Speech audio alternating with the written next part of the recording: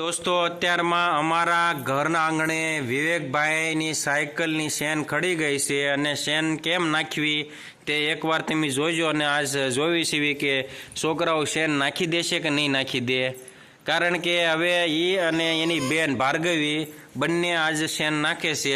લગભગ આજ તો શેન નખાઈ જશે કે ભણવાનો ટાઈમ થઈ જશે ખબર નહીં હવે, પણ હવે જોવી હવે કોઈને આંગળી ન આવી જાય તો સારું, તો આગળ આપણે એને સરસ મજાની શાબાશી આપશું નગર.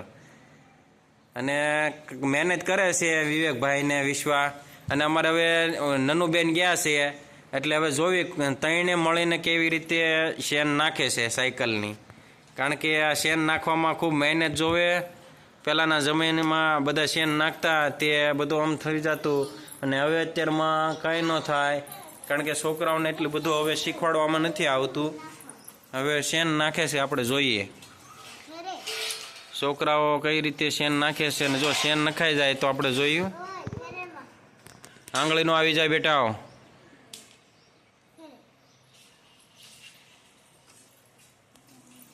આવડી જાય તો કહેજો. શેન નાખવાની સાયકલ હાંકતા હાંકતા શેન ખડી જાય અને નાના છોકરાઓથી શેન ન સડતી હોય તો કેમ કરે એ આપણે જોઈએ.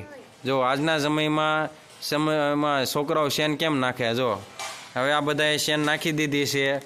અને છોકરાઓને એટલી તો સમજણ હોવી જોઈએ કે રસ્તામાં ક્યારેક આપણે શેન ખડી જાય તો કેવી રીતે પાછી આપણે નાખવી, અને પાછા આપણે જે જગ્યાએ જવાનું છે એ જગ્યાએ પહોંચી જઈએ.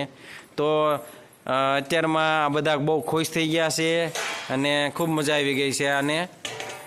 તો ચાલો ત્યારે હવે આપણે અહીંયા આ રજા આપી આ વિડીયોને, અને તમને આ વિડીયો કેવો લાગ્યો એ જરૂર અમને કોમેન્ટમાં કહેજો, કે બાળકોને આવી પ્રવૃત્તિઓ શીખવાડવી જોઈએ કે ન શીખવાડવી જોઈએ, કે રસ્તામાં ક્યારેક ભૂલા પડ્યા કે કાંઈક ઓલું થયું તો કોઈ પ્રોબ્લેમ ન આવે.